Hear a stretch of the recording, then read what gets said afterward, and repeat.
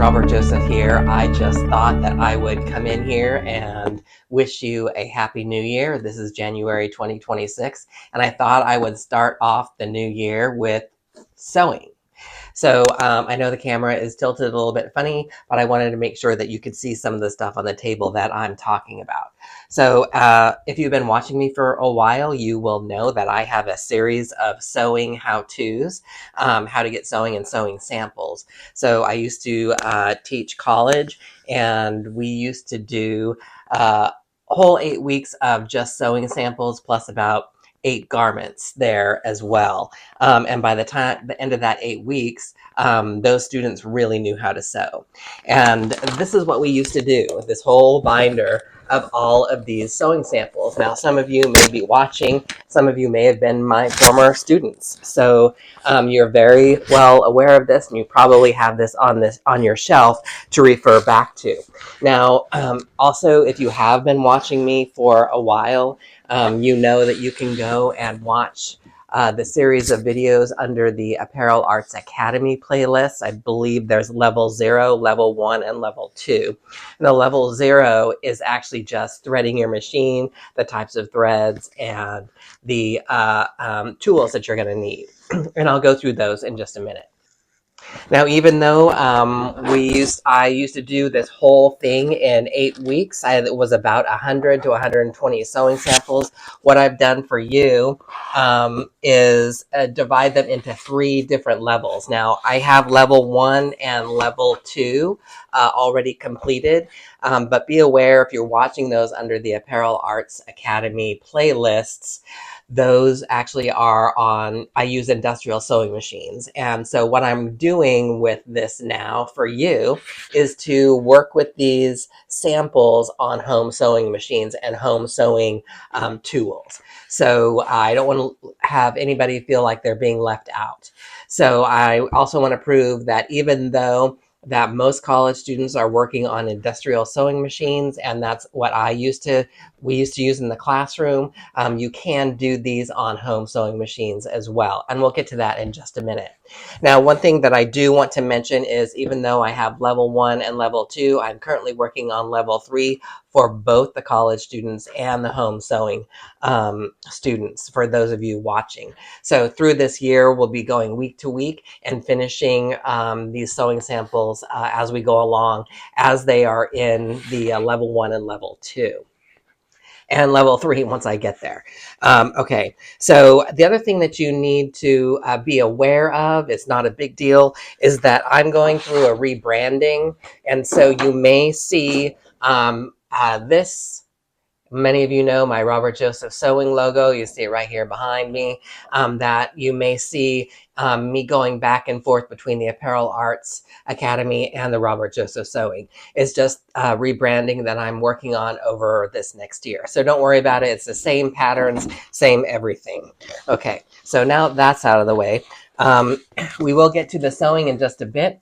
What are the things that you're going to need? You will need the sewing sample sewing patterns, and you can get this on my website, sewitlikeaman.com. I'm also working on rebranding those sites and where you're getting all the patterns. So anyway, I will leave the link down below in the description. You can get the level 1 patterns and the level 2 patterns for $5 each. It's just a quick download. And so we will be going through all of these week to week. Okay, so, and again, I don't have the rebranding on what I've already printed because I've just reprinted these. The other things that you're going to need your tools. And I keep my tools near me in a box. Some of you may have prettier boxes, but I just order stuff and I have these extra boxes lying around. So you're probably going to need some pins to pin things together. You'll need a good pair of scissors. Make sure the scissors that you're using work really well, and that they cut fabric. Don't cut anything else with your fabric scissors. All right, you'll probably need some sort of marking instrument. I use the friction erasable pens. They go away when you iron. So going back to cutting instruments, you may prefer a rotary cutter as well. Just be very careful with these because these are surgically sharp. At your sewing machine, you're going to need thread, and I'm going to be using red thread for all of my sewing samples, and that's so you can actually see where I'm sewing and if there are issues with the stitches. And then next to your machine, you should always have a pair of snips. But of course, if you don't have a pair of snips, you can always just use your scissors. Okay, so that is the main tools that you're going to need. Now, to actually sew the samples or make the samples, you're going to need fabric. And I use muslin. And usually, if you're a fashion student, you will know what muslin is, muslin. It's just a unbleached, unfinished fabric, and you want this fabric to have a decent amount of body. This has a decent amount of body. You don't want anything that's really lightweight or flimsy because you want to be able to work with it and not have any trouble. The main thing about working through these samples is that you understand the process, and that's really learning how to sew. So if you're struggling with the fabric, you're not really going to be paying attention to the process. So I buy this on Amazon. I know a lot of people aren't really into Amazon, but I will leave the link below where I get the muslin. It's fairly inexpensive. I can't remember how much I paid for this, but I think I bought 10 yards in total at a time. But they have smaller increments as well.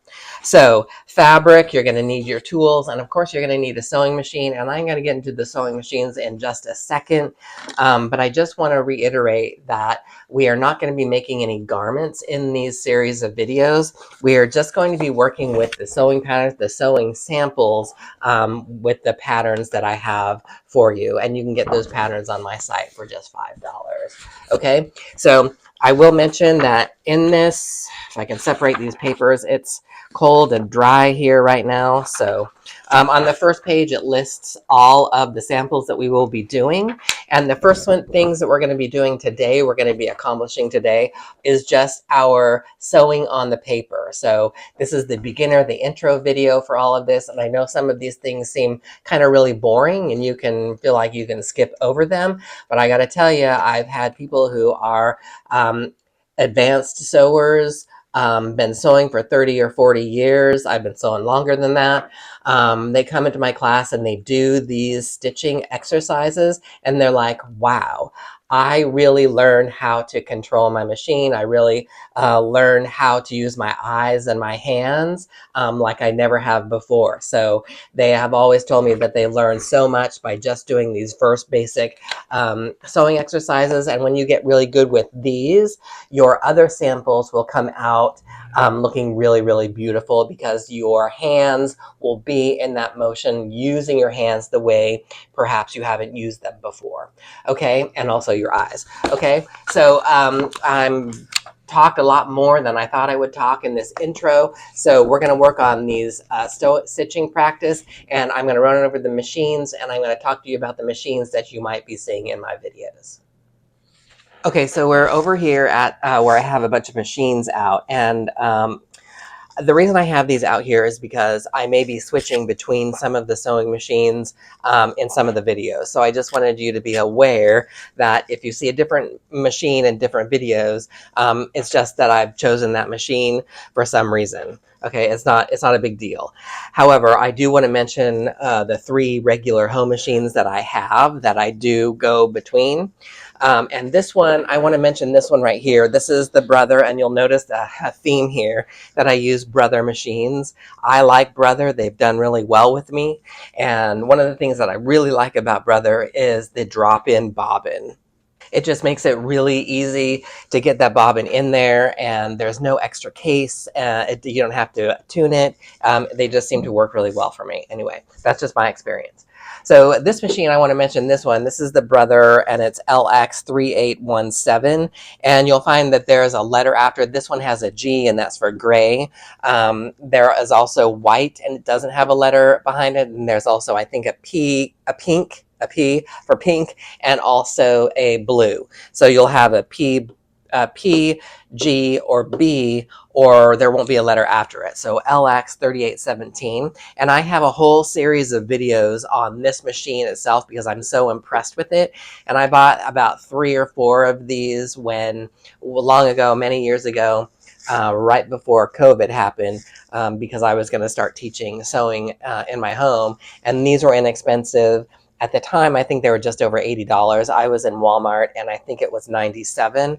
So depending on the day you go to Walmart, it may be higher or lower, but you can actually buy this on the shelf there. I don't think they have these at Target. I think Target is a Singer brand, but this is very inexpensive. However, you should know that there are a couple differences between these and the other machines, is that you have numbers for different stitch lengths, which we of course always have. Those of you who have been sewing for a while, usually we know 2, 3, 4, and 5. That's our stitch length because that's the millimeters of the length of the stitch. But on this machine, it's stitch number 6, 7, 8, 9, and 10. So it doesn't really correspond to the other machines that we're actually using. So you just have to be aware of that. But I have the whole series of videos on, I go through all of the stitches and what this machine can do. Now, I will say just really quickly that I have been asked a couple of times, will this machine do quilting? It will, but it doesn't come with a quilting foot. So that's a little round. It's kind of got a shank on it, and the bottom has a little round hole, and it goes up and down when you're sewing. The thing about this is that you've got to be able to, with that, you've got to be able to lower the feed dogs, and there's no switch in the back, but I think it comes with a darning foot, and that's a plastic cover that snaps right here, just under the foot pedal, which covers the feed dog. So if you went out and bought a quilting foot and you used the cover for the feed dogs, then you could quilt with this machine. Otherwise, it's not really made for that. Okay, so you may see me using this machine. It's a very basic machine. It's a great machine if you just need a machine at home because you do a little light sewing, or once in a while, that's great. Or if you're going away to college, this is pretty small. What I like about it is the weight, and so it doesn't shake a lot when you're sewing. So that's why I think this is a really great machine. So you may see me using this one every once in a while. So the other machine that I wanted to bring, actually let me just take this down. The other machine is this machine, and this one is expensive. So computerized, this is the Brother CS6000i. There's also a 7000i, which is just an updated version, and I got this a few years ago. Because I needed another, I don't know why I bought it. I just have that habit. Maybe you do too. But this one actually is made for quilting as well. It comes with a package of goodies with which all your machines come with. But this has, I'm not going to take it out. Well, maybe I'll just take it out really quick if I can open it. This has a walking foot. If you don't know what that looks like, it's kind of like this little contraption, and this holds onto the top part of the shank here where your needle goes in, and the foot goes up and down to help with puckering and for even sewing. And in the back of this machine back here, this is where you raise and lower your feed dogs for your quilting.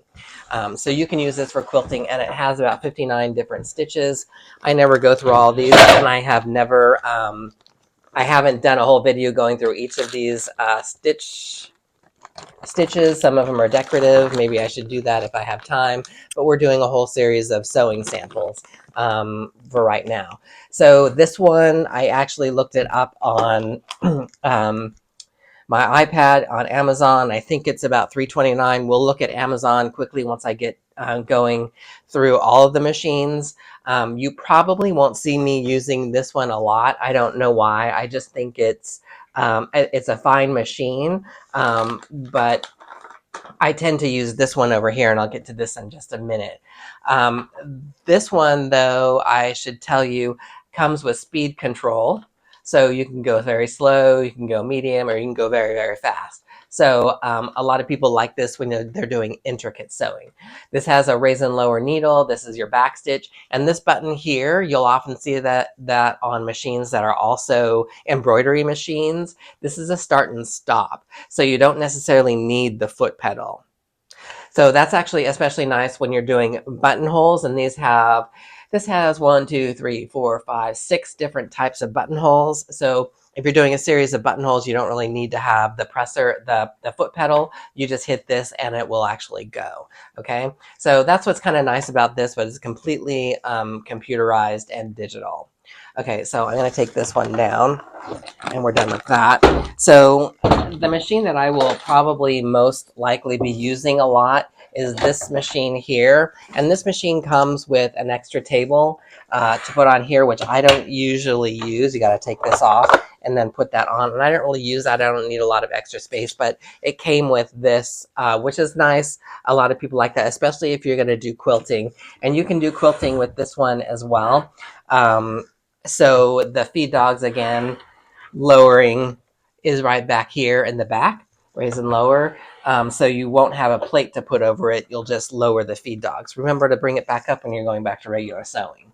So it has a decent throat depth here for rolling your fabric as you're doing the quilting. So that's nice. So that's where this would kind of come in handy if you have a larger quilt. So I'm going to put that, this kind of fell before. Okay, so I'm not sure why I preferred this one over the CS6000. I just think it's just a more basic machine. It doesn't have as many stitches. I don't need all those stitches because I don't do a lot of decorative stitching. But this one has about 49. I think this one, the reason I use this one more, and it's kind of a ridiculous reason, is because between the two, I feel like this one does a better buttonhole. I don't know. Maybe I'll do the comparison video. Speaking about buttonholes, I have 1, 2, 3, 4, 5 buttonholes on this one, and that one I believe just had 6. So this one does not have speed control. It has a backstitch button, but it does not have a start and stop button. So you got to use your presser foot, I mean your pedal, to actually do the whole buttonhole. But I think it does a pretty good buttonhole that I'm happy with. Okay, so this is a limited edition. This is the Project Runway limited edition, Brother CS5055, and the PRW behind it just means Project Runway. Okay, so, and I think I've also looked this up as well, but this is predominantly the machine that I'll be using. If something happens with this machine, I'll probably go back to the CS6000. If I'm doing something really basic, I may use the LX, what is it? 3817. Okay, so I said I would look this up on Amazon if I can get my iPad open. So I do show here, and actually you can see the LX 3817, a similar one here, but I get all 3 of these very similar machines. So the top one, this one right here, this is a CX6000. It's $329. Let's see, this one below that is very much like the LX 3817, and it is $129. And then this is very similar to the Project Runway sewing machine, and it's $249. So now, a few years ago, these were all very inexpensive. So what I would do if I were you is I'd look out on Facebook Marketplace or even eBay and see if people are trying to offload some of these machines. I like these machines a lot. So the only thing with that is that you're not really guaranteed how well they're working. And so you kind of gamble a little bit on that. So you can also check out any of your thrift stores. We have there's a place in Greensboro called Reconsider Goods, where they have a lot of older sewing machines at a much better value. And I believe someone comes in and kind of adjusts them, make sure that they're all working. So you can get something for like $30 or $40 at a recycle or reuse center as well. So the places like Goodwill or Salvation Army, they don't check the machines out. They probably just turn it on, make sure it works. And then, but any sewing machine will do for these samples. If you have other machines that you use, don't worry. Your machine, as long as it does a straight stitch, you will be able to do all of these sewing samples. Okay, so I just want to mention that behind me I have my sergers. These are the Brother 1034Ds. So I have 2 of these. I keep one on black and one in white. And this one currently has some elastic on it. And then you can see my industrial machine back here, my straight stitch, and then way over there, I'm not going to show you, my cover stitch and overlock machines. And I have a whole video about industrial sewing machines and home sewing machines as well in the Apparel Arts Academy, level 0, I believe. Okay, so I don't want to be talking too much longer. I should probably mention this machine too. This is also a cover stitch machine. It's a home based cover stitch machine, and there's a little story that goes with that, but it's in good working condition. And I'm hoping to do more videos with the overlock and the cover stitch machine. However, we will not be using any of those for these sewing samples. Okay, I'm running out of breath here. So, and I've talked a lot more than I wanted to, but I just wanted to bring to you the information that you're going to need, so that you're not worried that I'm using multiple different machines. It's all the same series of sewing samples and all the findings or the tools and products that you're going to need for this. So I'm going to stop talking now about sewing machines and tools, and we're going to get into our very first practice, sewing on paper and sewing lines.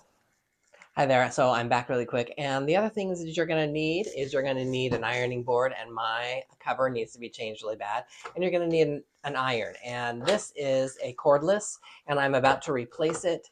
It's just kind of getting old and needs to be replaced. It works fine, but you got to remember to keep this full of water for steam. So you're going to need an iron and an ironing board.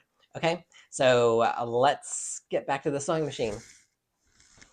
Okay, so I'm back and I'm kind of scrunched down here, just trying to figure out the best camera angles and the way to shoot. So I have another camera up here that's going to actually show you the fabric and the paper going in here at the foot. Okay, so hopefully I can get those synced up pretty well, but I just want to make sure that you have two different angles, so you can kind of see what I'm doing here with my hands, as long as I don't get too close to the fabric and that my hands don't get in too much of the way here for this camera. Okay, and I just shoot this on my iPhones, my old iPhones. So anyway, I have my stitching on paper sheets. These are all printed up, ready to go. Now, these are the things that the students hate the most doing, and we do all of them, and then we actually do them on fabric as well. So, or I'm going to do these really quickly. So if you feel like you don't want to do this on paper, then I suggest you do these on fabric. Do not skip the fabric ones. So that will be in the next video. All right, so what I usually have my students do, especially because we kind of begin at the beginning, you're beginner sewing, we sew half of the sheet without thread. And then we thread the machine and we sew the other half of the sheet. So that's what I'm going to do. So I don't have my machine threaded at all. And what I'm going to do with these, I've got a pen here, my highlighter. I'm going to actually just draw a line. Oh, it's not working very well. In the halfway mark, and I'm going to actually do that with all the rest of these. I'm not going to take the time to do that on camera right now, but all the rest of these will be marked with a pen. This pen is dying, so I'm going to use another pen to mark the halfway point. And then I'm going to go through and do all of the sewing halfway, half of this without thread, and then I will stop. I will thread the machine, and then I will continue and finish the other side of the sheet with thread. So let's get going.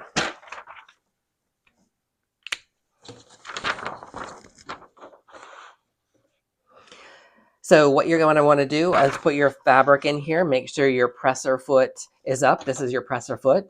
And your needle is in the up position. So I will just kind of turn so you can see the needle moving. So that should be up way above your presser foot. You want to slide the fabric in between the presser foot and between the feed dogs. These are feed dogs or the faceplate. Find your stitching line and line it up with the needle. Now, some of your presser foots may have a notch where you can line that up, but it's kind of hard to see right here. So I usually just kind of eye where the needle is and all the way up to where the stitching. Do not start right at the beginning.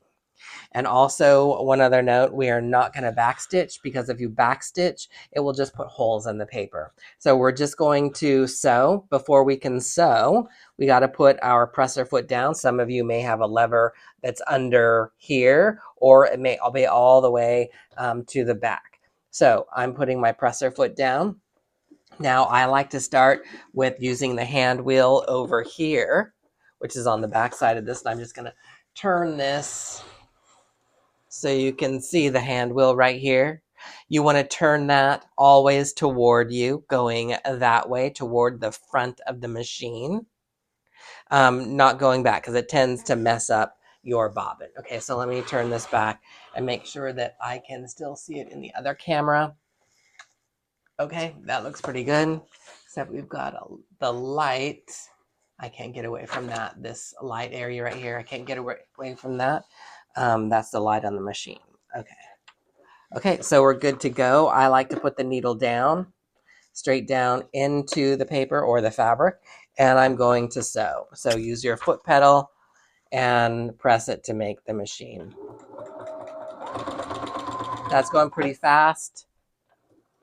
You can go as slow as you want.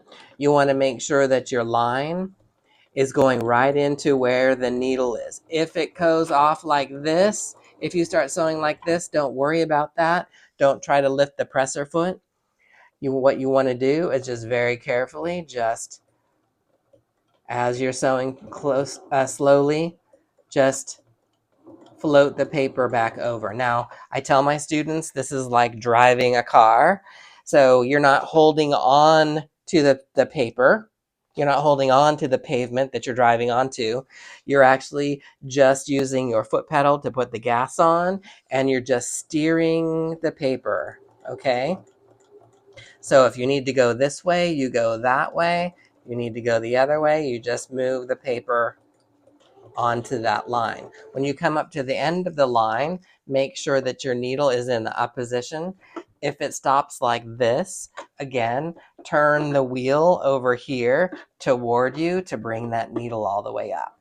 Okay, and later on, before I end, I'll tell you a little bit of note about the hand wheel as well. Okay, so that was our first line of stitching. You can kind of see where I made an example right here. Okay, do not hold the paper, otherwise it's just going to go and make a big hole in your paper. You just want to guide the paper. So I'm going to do a second line the same way, needle down, and then sew. Try practicing your speed. If you can go really, really fast, oh my gosh, right? Sometimes your foot will get a little crazy and decide to do that. And then try to go as slow as you can. And then practice on where your foot is, how much pressure you're putting on the foot pedal as you sew. Okay, so this machine, one note is that it always stops in the upright position. You may, depending on your sewing machine, you may be able to program it so the needle always ends up in the top position. All right, so that's our second row. I'm going to do these. I'm going to speed this up, but I'm going to do all of them so that you can see that I'm doing them too. If I can do this, you can do this. Even though I've been sewing for a long time, you can do this, okay?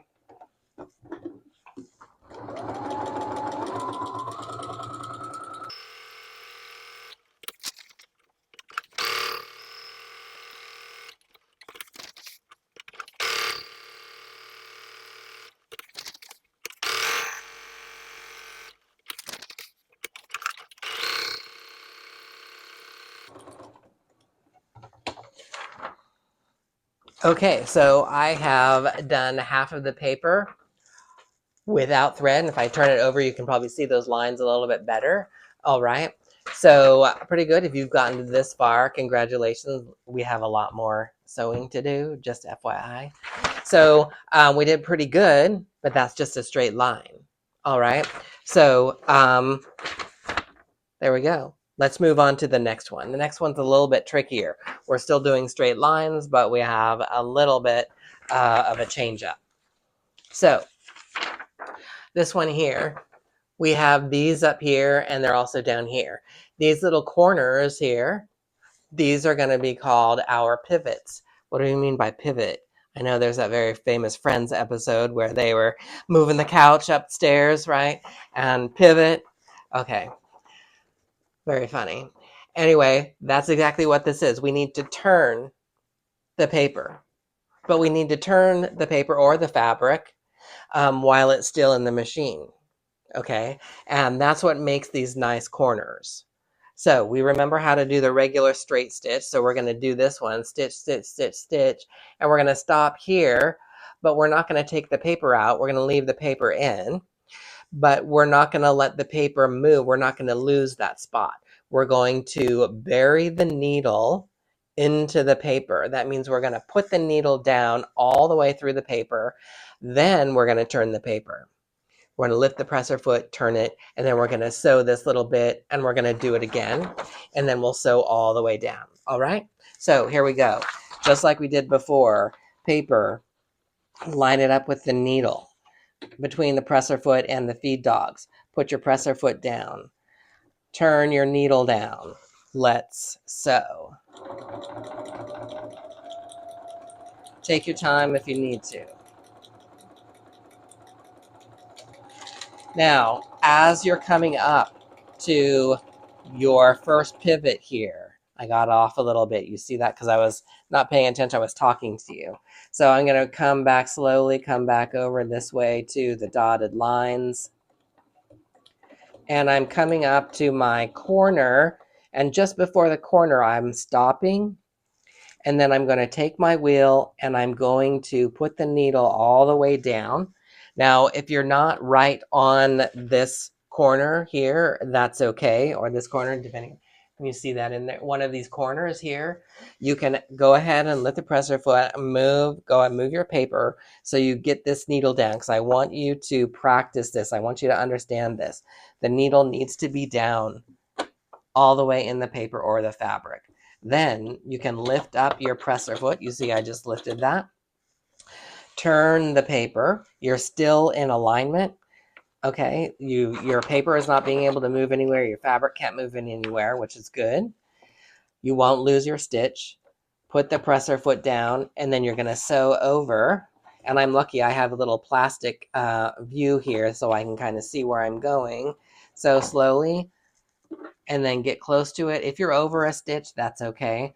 Putting the needle down again, lifting the presser foot, turning the paper. And if your paper bunches up like this, just fold it inward and turn it. And then put the presser foot down.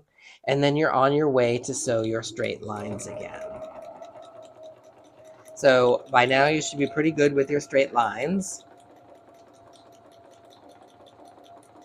And understand you don't have any thread in this yet, so it will feel slightly different once you've got thread. I'm coming up to my next corner. We can go stitch by stitch. If you want to walk it when we sew just using the wheel over here, that's called walking the needle.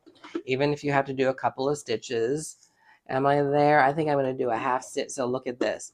So I'm coming up, I'm going to go beyond that, and that's okay. I'm going to show you that that's going to be okay. You don't have to go backwards to get on that stitch line. Lift the presser foot. And now we got to put this paper, kind of control your paper here. Just roll it in there. And then you could go diagonal.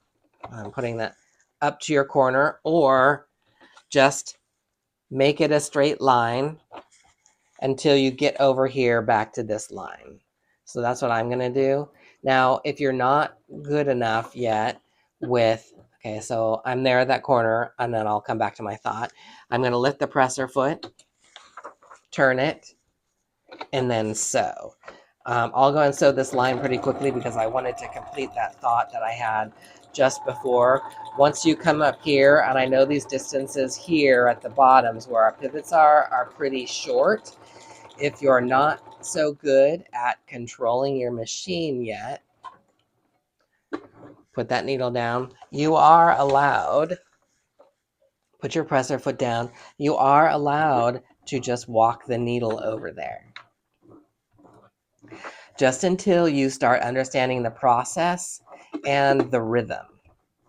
Okay, but do practice controlling the speed with your foot pedal. If you need to work on that, then just take the paper out, unthread it, and then keep your presser foot up, and I'll explain why after. And then just practice your speed, and that's what I usually do with my beginning students. Is the very first thing we just practice controlling the speed. Okay, so I'm going to do the rest of this, and then we'll be on to the next exercise.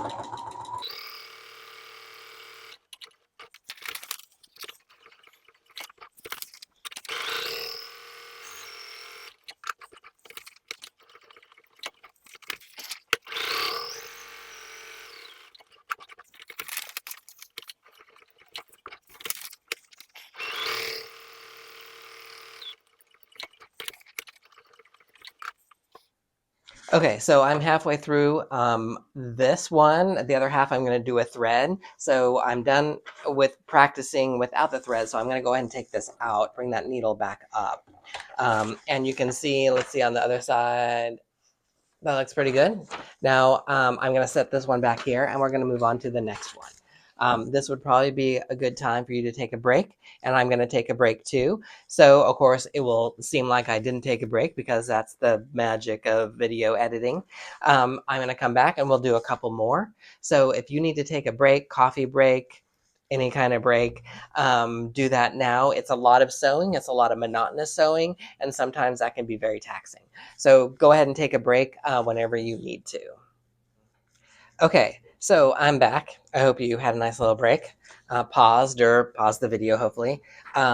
Okay, so we're going to move on with a couple more of the sewing on paper. So this is our concentric square. Now, these probably look familiar. We just did some pivots, and now this is a larger spot, but we're going to start getting smaller as we go. And we're going to start inside here. I see I got my other pen out. We'll do the inside with thread. We're going to do the outside without thread. Okay. And then that'll be the case for the rest of the samples. Okay. So we're going to start the same as we always have, where we put our paper in between the presser foot and the feed dogs. Put the presser foot down, lining up our dotted lines with the needle. Put the needle down and then sew. And remember that when you're coming up to your pivot point, you want to slow down. And then you can walk the needle to the pivot point. Lift the presser foot, put the presser foot down. So,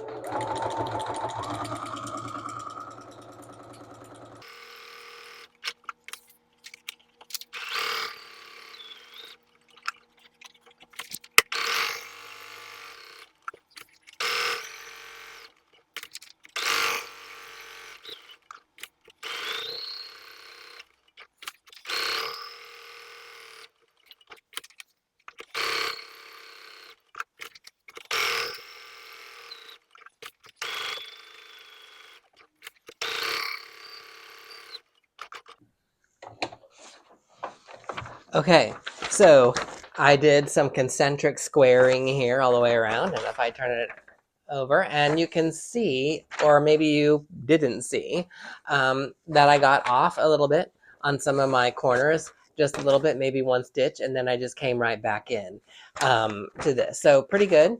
If you're up this far, you're doing excellent. Keep going, right? If you've missed some of those lines here, then don't worry about it because we're going to get to do it again, but with thread. Okay, so it doesn't have to be perfect. Remember, you're a beginner. Maybe you're not a beginner. Maybe you've been sewing for years and you just need to practice sewing your straight lines and your pivots. Okay, so we're done with half of this. Let's go on to the next one. This one's a little bit different, no pivots. If you're tired of pivoting, you'll be glad. So we're going to do some curvy lines. All right, I'm going to start here. Am I going to start here? No, I'm going to start on this side. I'm going to start small and then go bigger. Or you can start big with let's start big. We'll start with a subtle curve, and then these curves get a little bit tighter. There's another circle up here that as we go on, these samples get a little bit tighter, and I'll give you a little tip on how to get those perfect. Okay, so same as before. Now this one just requires you to do slight steering of the paper. So you may need to take a little bit more care or go a little bit slower until you get the hang of steering your paper or fabric. All right, so I'm going to start with this one. So start with this big long one, and you'll have to manage your paper here. Line up. Probably couldn't see me in the other camera. I'll have to come around this way. Line up your dotted line with your needle. Okay, put the needle down, and then sew. Start slow because you're going to have to steer the paper. And if you think about, see your line here, you got to steer that line into the needle.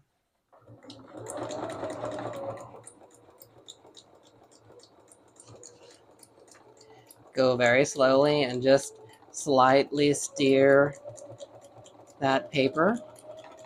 Watching that dotted line, don't worry about the needle. It knows what it needs to do. Just watch that dotted line going right into the needle. That's all you need to worry about. Just steer your paper. We're coming up to the end. Okay. Wipe your brow. Okay, we did that. Okay, all the way through. So just go slow. I'm going to do these other lines. And again, now, of course, if this were fabric, it would be easier to manage that fabric there. So I'm just going to go continue with all of those lines. Go slow. And just remember that you're not holding the paper, you're just steering it. The machine knows that it's taking the paper. The needle knows that it's going up and down. You're just steering that line right into the needle.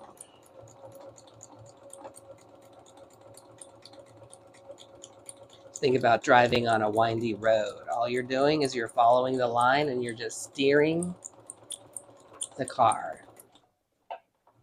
One more stitch. Okay, there we go. Let's go ahead and finish these up now.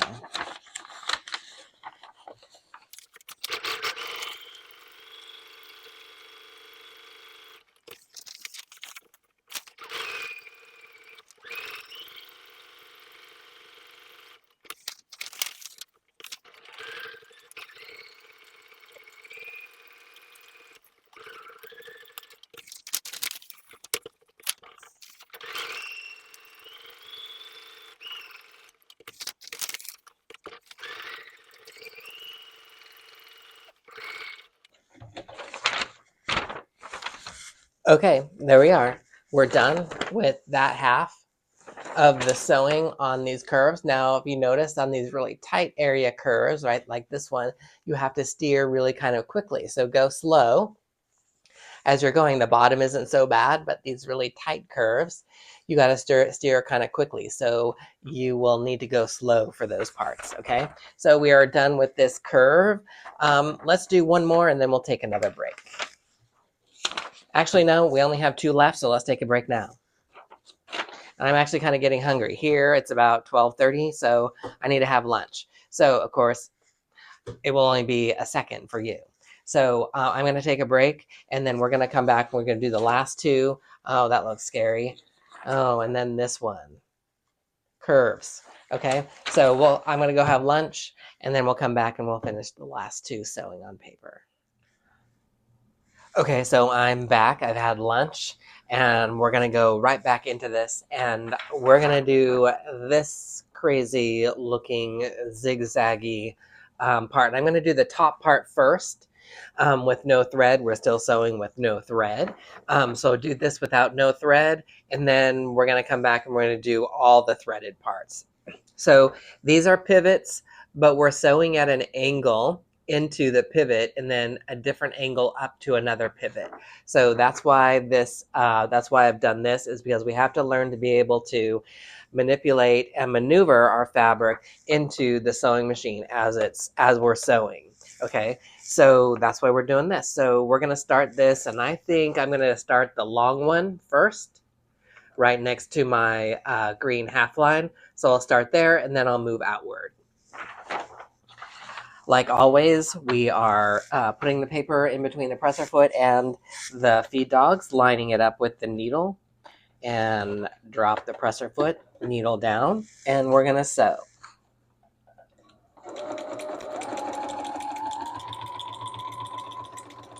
Slow down as you come to that point. It's a little bit different than the regular pivot because we're not going in a straight line. So I've stopped before, a little bit before, and I'm actually walking into that point. Now lift the presser foot, and then I'm actually turning it almost all the way around, but we're going the opposite direction than we were before. And my mic fell off. Hope it's still working. I won't find out until we're done with this video. Okay, the light's on. So I've pivoted here, press our foot down, and then we're going to sew up to the next pivot point. Is that close enough? I'm going to go one more.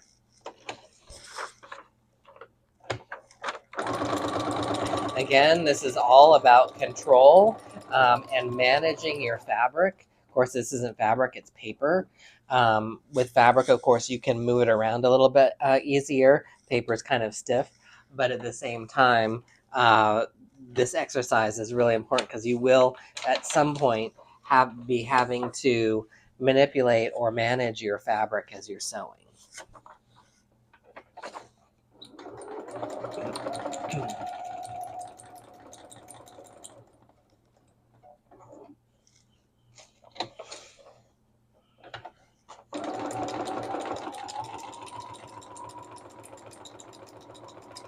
And we've come to the end.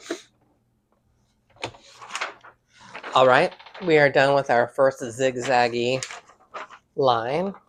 You can see the stitch lines there.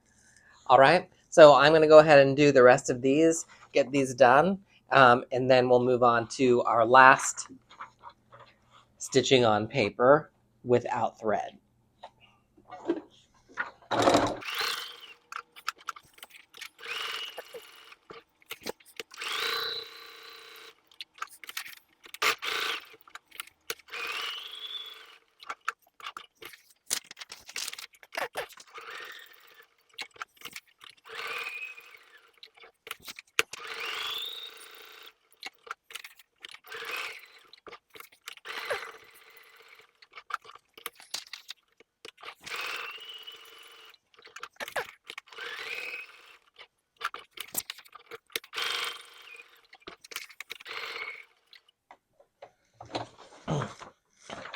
Okay, so I have finished that, and I got a little way off a little bit right here at the end, but that's okay. Let's switch that over. You can see all of those points, and they're different angles. So I wanted to give you a little bit of challenge by having to turn the fabric multiple different amounts, because you will have to do that as you're sewing in some of your more complicated garments you might sew. Okay, so the rest, we're going to set this aside. We'll do the rest of this in thread. We're going to grab the last one, which is our curves. They're kind of big curves. Okay, so I'm going to start down here with this big one, a curve all the way around. And then when I get to about here, I'm probably going to stop, and I'm going to give you some pointers on how to finish this tiny little area curve. Okay, so make sure you watch all the way through. Again, we're starting with it in the sewing machine the same way, under the presser foot and between the presser foot and the feed dogs.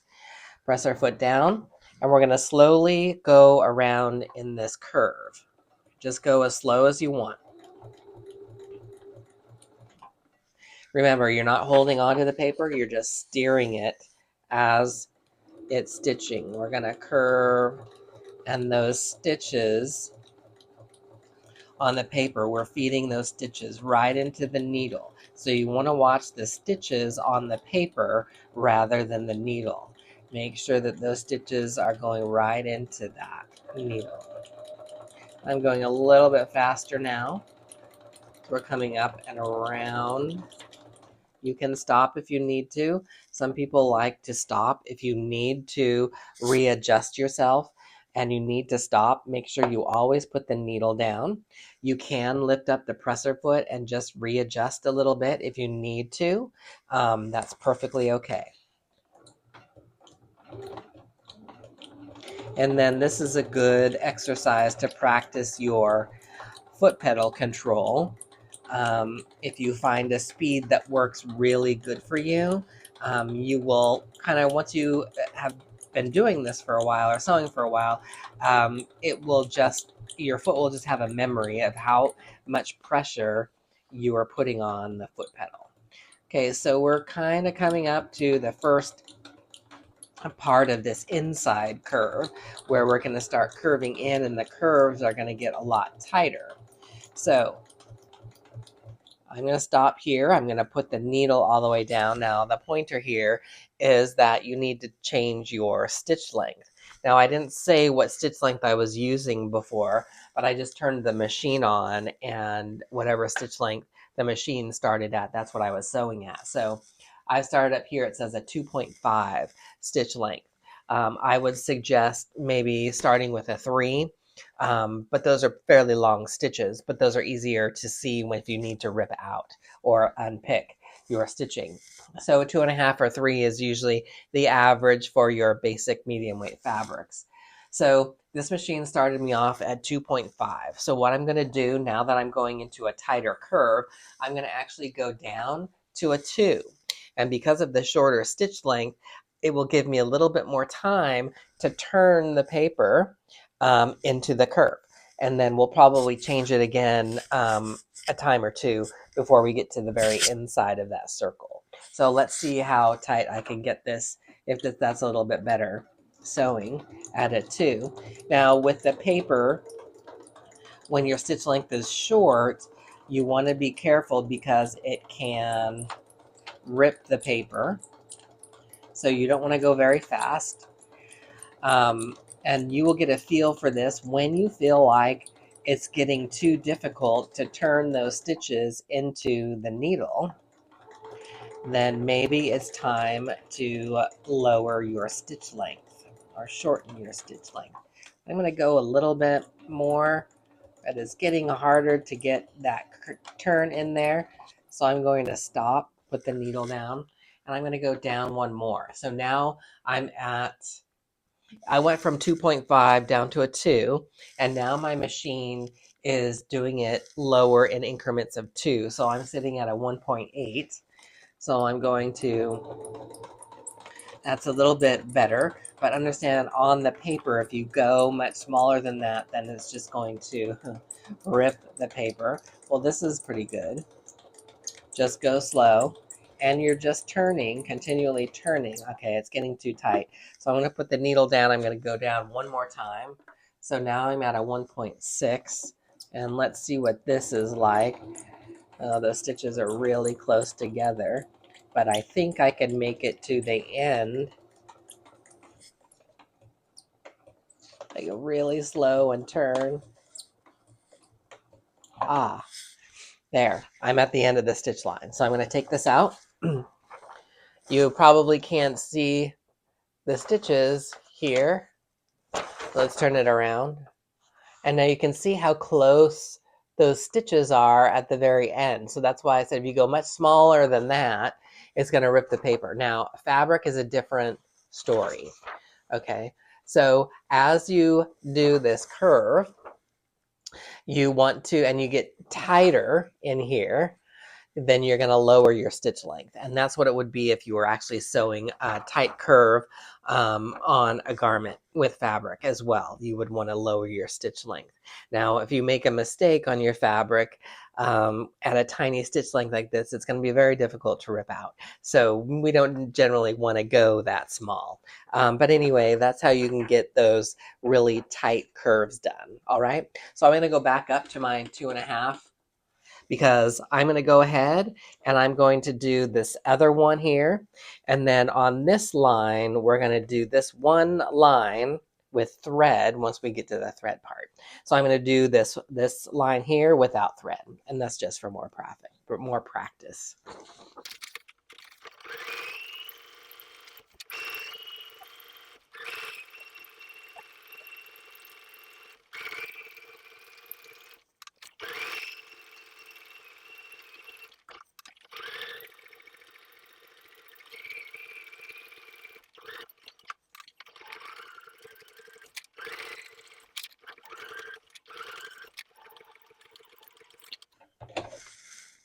Wow. There we go. All right.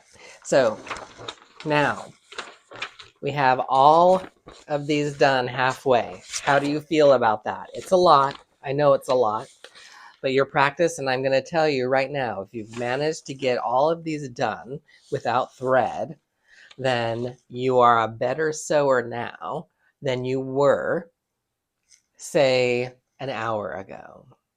If all of these took you an hour to do, you are 10 times the sewer that you were an hour ago.